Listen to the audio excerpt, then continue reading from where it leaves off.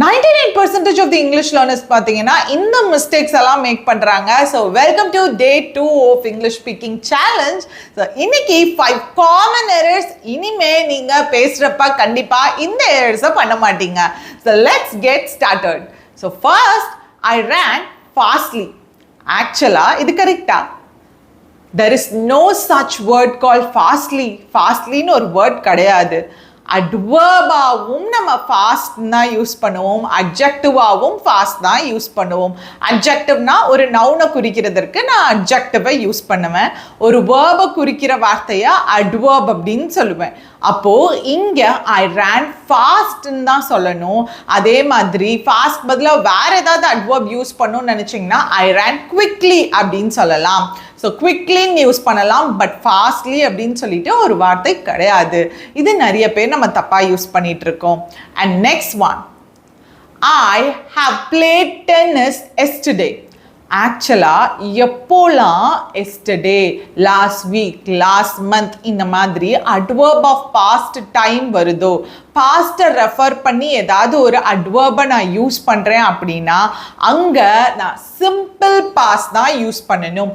ஐ plate tennis தான், PLAYED, plate தான் use பண்ணும். இதே மாதிரி ஐ விசிட்டட் சென்னை தான், I visited Chennai last year. So I visited தான், I have visited சொல்லக்கூடாது. ஓகே, ஸோ எப்போல்லாம் adverb of past time use பண்ணுறனோ அங்கெல்லாம் நான் simple past form of verb தான் யூஸ் பண்ணணும். அண்ட் நெக்ஸ்ட் ஒன் பார்த்தீங்கன்னா இது ரொம்ப முக்கியமான ஒன்று, I can able to drive. Actually இங்கே கேன்னாலும் பாசிபிலிட்டியை குறிக்கக்கூடியது தான், என்னால் முடியும்னு சொல்கிறதுக்கு யூஸ் பண்ணக்கூடியது தான்.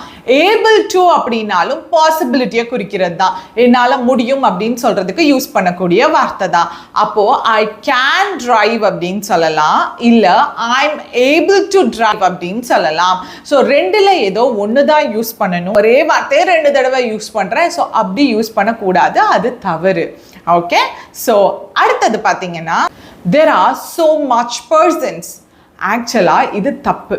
எங்கெங்கெல்லாம் கவுண்டபிள் நவுன் யூஸ் பண்ணுறேனோ, அதாவது விரல் விட்டு எண்ணக்கூடியவைகள் எல்லாமே countable nouns. For example boys, girls, pens, chocolates. So இதெல்லாமே ஒரு பையன், 2 பசங்க, ஒரு பொண்ணு, 2 பொண்ணுங்க, ஒரு ட்ரீ, 2 ட்ரீ, ட்ரீஸ். அப்போ இதெல்லாம் என்னால் கவுண்ட் பண்ண முடியும். அப்போ பர்சன்றது என்னால் கவுண்ட் பண்ண முடியுமா? ஒரு நபர், 2 நபர்கள். அப்போ விரல் விட்டு எண்ணக்கூடியவைகள். அப்போ என்னால் விரல் விட்டு எண்ணக்கூடியவைகள் எல்லாமே கவுண்டபிள் நவுன் கீழே வரும். ஸோ அந்த கவுண்டபிள் நவுனுக்கு பார்த்தீங்கன்னா நான் என்ன யூஸ் பண்ணணும்? மெனி தான் யூஸ் பண்ணணும், மச் யூஸ் பண்ணக்கூடாது. என்னால் விரல் விட்டு எண்ண முடியாதவைகள் அன்கவுண்டபிள் நவுன்ஸ்க்கு தான் மச் யூஸ் பண்ணணும். For example, there is much salt, there is much sugar, there is much water. So இங்கெல்லாம் அதாவது வாட்டர் விரல் விட்டு எண்ண முடியாது, சுகர் விரல் விட்டு எண்ண முடியாது, சால்ட் விரல் விட்டு என்ன முடியாது. ஸோ இன் தீஸ் கேசஸ் நான் என்ன யூஸ் பண்ணலாம்னா மச் யூஸ் பண்ணலாம், right? So coming to the 5th one, I didn't meet nobody. Actually this is completely wrong. I didn't இல்லை டோன்ட் இல்லை டசன்ட் என்ன வந்தாலும், என்ன மாதிரியான நெகட்டிவ் ஹெல்பிங் வேர்ப் வந்தாலுமே அது கூட வர்றப்போ நீங்கள் எனி ஆர் எனிபடி தான் யூஸ் பண்ணணும். திருப்பி நெகட்டிவ் ஃபார்ம் யூஸ் பண்ணக்கூடாது. ஏன் அப்படின்னு கேட்டிங்கன்னா, நான் தமிழில் டிரான்ஸ்லேட் பண்ணி பாருங்க, நான் யாரையும் சந்திக்கவில்லை. அப்போ யாரையும் அப்படின்னா அது இங்கிலீஷில் என்ன சொல்லுவோம்? எனி. ஏன்னா ஆல்ரெடி டிடன்ட் அப்படின்னு ஒரு நெகட்டிவ் ஹெல்பிங் யூஸ் பண்ணிருக்கீங்க.